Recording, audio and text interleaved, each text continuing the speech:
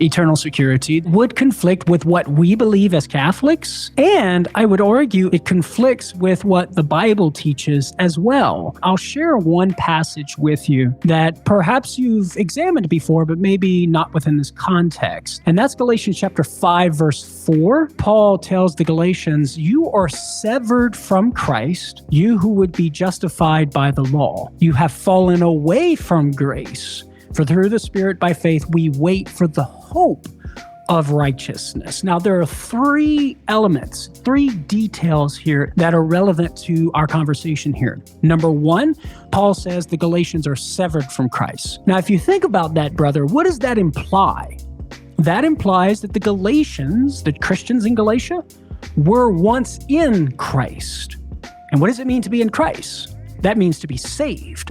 You're a saved individual if you're in Christ as a member of his mystical body with grace dwelling within your soul. But Paul says that they're severed from Christ. So they once were in Christ and thereby saved, but now, because they're going back to the old law and trying to be justified by it, they're no longer in Christ and thereby no longer saved. So that gift, that initial gift of grace, which puts them in a saving relationship with Jesus, is now forfeited. It's lost for these Christians in Galatia.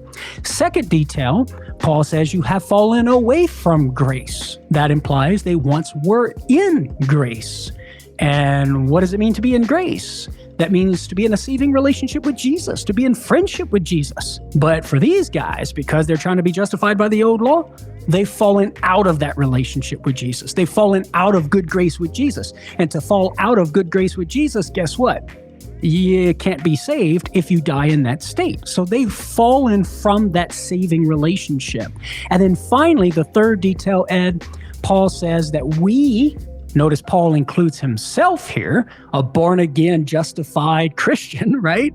We wait for the hope of righteousness. And the Greek word there is the word that's used throughout Paul's writings with regard to justification. Now think about this. How can Paul and those in Galatia who are with him and not severed from Christ, how could they hope for righteousness if their righteousness, right relationship with God or justification, is secure in such a way that they could never lose it? If they could possibly lose that justified state and having peace with God, well, then there would be no room for hope. But there is room for hope with regard to our justification. Therefore, their justification is not eternally secure.